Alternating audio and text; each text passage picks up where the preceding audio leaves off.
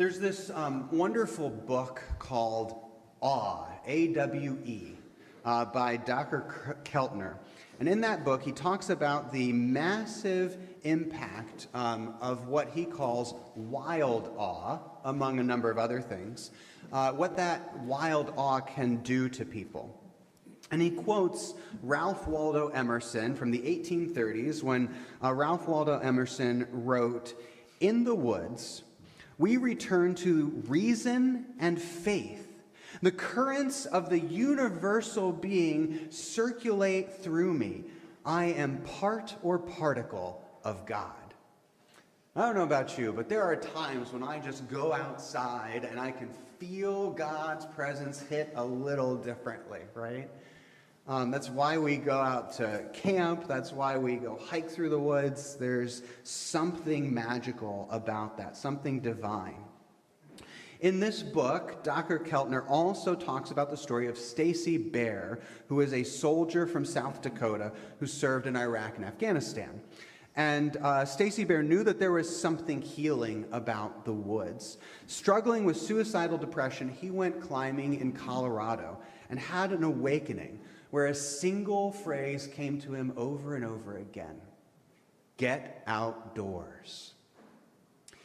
And as he worked through his own PTSD, he began working with the Sierra Club to create programs for veterans to encounter wild awe, the wild awe of nature, to connect with the divine, to find healing.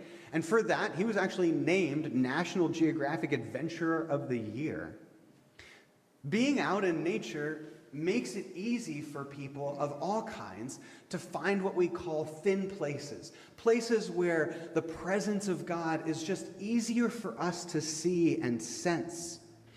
And in today's story about Elijah, who is a prophet second only to Moses, we get to hear that kind of encounter, an encounter of wild awe and connection with the divine in the wilderness. So I'm going to read from 1 Kings chapter 19, verses 1 through 18. And just a little background, Elijah has just come off of performing an amazing miracle where the prophets of Baal gathered and Elijah, the prophet of God, gathered. And the prophets of Baal tried to call down fire to light their altar and couldn't do it. And Elijah doused his altar with water and called down fire from God, which lit that altar on fire.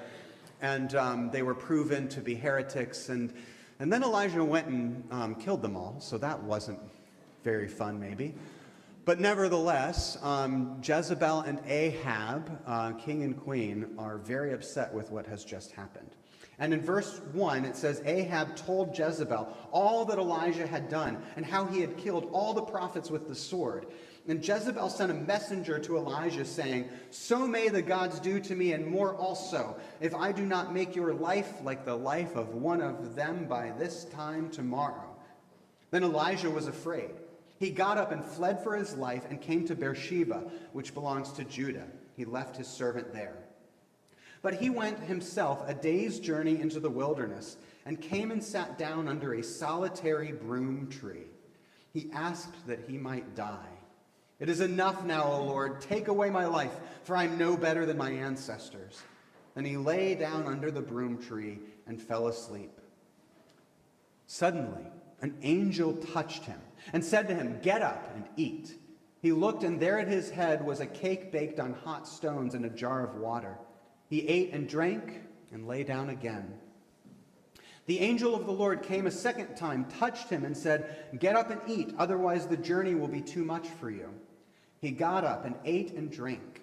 Then he went in the strength of that food 40 days and 40 nights to Horeb, the mount of God. At that place he came to a cave and spent the night there. Then the word of God came to him, saying, "What are you doing here, Elijah?" He answered, "I have been very zealous for the Lord, the God of hosts, for the Israelites have forsaken your covenant, thrown down your altars, and killed your prophets with the sword. I alone am left, and they are seeking my life to take it away." He said, "Go out and stand on the mountain before the Lord, for the Lord is about to pass by." Now there was a great wind, so strong it was splitting mountains and breaking rocks in pieces before the Lord. But the Lord was not in the wind. And after the wind, an earthquake. But the Lord was not in the earthquake. And after the earthquake, a fire. But the Lord was not in the fire. And after the fire, a sound of sheer silence. When Elijah heard it, he wrapped his face in his mantle and went out and stood at the entrance of the cave. Then there came a voice to him that said, "What are you doing, Elijah?" He answered, "I have been very zealous for the Lord, the God of hosts, for the Israelites have forsaken your covenant, thrown down your altars, and killed your prophets with the sword. I alone am left, and they are seeking my life to take it away."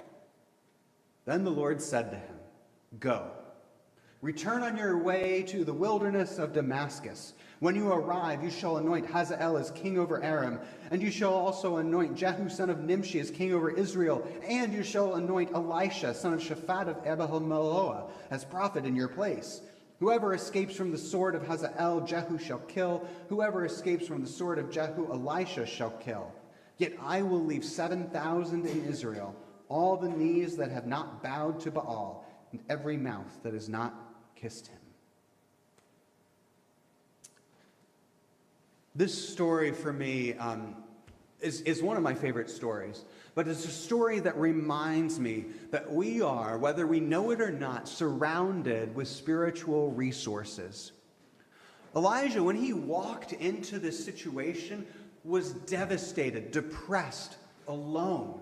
We can imagine him walking like almost with a hunched back out to the wilderness to die. Nevertheless, in the midst of this wilderness, he found angels. Angels who could feed him, protect him. And there were miracles right around the corner, fire and wind and earthquake. And then even though Elijah tells God at the end of this, "There is no one left, only I remain," God responds by saying, "Yeah, sure, right, you're the only one. Anyway, would you go find Hazael and Jehu and Elisha and 7,000 other faithful people?" We are surrounded with spiritual resources. This is such a reality check to Elijah. He is not alone. Not even in the middle of the wilderness. He is not at the end of his life. He is not at the end of his ministry. And this is a theme throughout the Bible. It's a very ironic theme because throughout the Bible, the Moses and the Exodus from Egypt, through stories like Elijah and Ezekiel and Isaiah, into the New Testament, and we have stories of Jesus. All of these people, when they needed God, they went to the wilderness, and that's where they found God. And throughout the Bible, we have counterpoints where people were in places of comfort, where they went into the promised land, where they had kings to rule over them and keep them safe, where they were surrounded by friends, and nevertheless, they could not find God there. The places where we get furthest from God, according to scriptures like these, are the places where we are the most comfortable, not the places where we're uncomfortable. And this is the problem that Elijah was facing, according to the author of 1 Kings. Israel had gotten too comfortable and had started not relying on God, found other gods, found other political and economic structures to support themselves. They didn't need the God that they knew in the wilderness. And so, like Adam and Eve who left the garden, Israel is having to navigate their problems on their own. They're in the promised land, but it's not the Garden of Eden anymore. Now, I am tempted to make this sermon about how to take the lessons of Elijah and kind of like apply them to your own life. And you too should find ways to like go out into the wilderness, and in that way you can get closer to God. Find ways to retreat from life, and that'll bring you more holiness, a greater sense of divinity. And it's not that those things aren't true. That's also a good sermon. And I think any of you who went to the women's retreat yesterday probably gained a closer sense of the divine when you go on a retreat like that. Nevertheless, There's a crucial distinction that I want to make clear about retreats and spiritual practices like those things. They do not make God more present than God already is. They don't change the fact that God is here. Instead, the way I would say it is, I think they help us reframe the world to see God's presence that is already right in front of us. God is already here, like the air we breathe, like the water that fish swim in, like gravity. It's just present. But our minds tend to frame things differently, don't they? There's a theologian named Andrew Root, who's one of my favorite theologians. He's a lot of fun. And he talks about how Western society tends to use an immanent frame to see the world. Immanent meaning physical, meaning present right in front of us. A way of seeing the world that makes us think that every phenomena that we see is explainable. And so in that frame of thinking, if you want to believe in God, you need to find a way to explain God. How does God exist? In between the atoms of the universe in an alternate dimension, there has to be some logical way for God to be there. And if you can do that, it becomes possible to believe in God. But what Andrew Root says is there's another way to see the world, and that's through the frame of transcendence. And the frame of transcendence says that there are things which transcend the reality that we can see right in front of our faces. And so that means that we can explain things like gravity, for instance. We can use science to craft medicines that heal people. On the other hand, we can also believe that there might be something more than the natural world that we see. This is a framing of the world that says the task of the church is not to create space for God within the explainable world we see around us. The task of the church is not to rationalize God to the point that we can prove God's existence to everybody with a logical frame of thinking. Instead, Andrew Root would say, I think, that the task of the church is to encounter the God who is above, within, and through all of us, our society. The task is not to explain or defend. The task is to encounter. In other words, we don't need to make room for God to live in our world as we see it. But instead, we can recognize that we are living in God's world. So let's go back to Elijah. Elijah is exhausted. Elijah is sitting underneath a scrubby little bush and saying, there's nothing left for me. I'm at the end of my life. He stumbles into the desert. He falls and can't get up. His eyes close, and then they open again.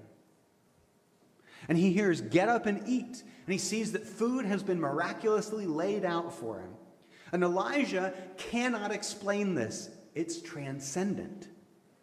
He's just witnessed a miracle.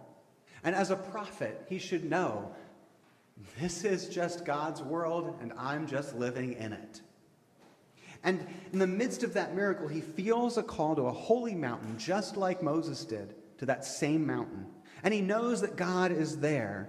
And there it is. A wind rips through the place.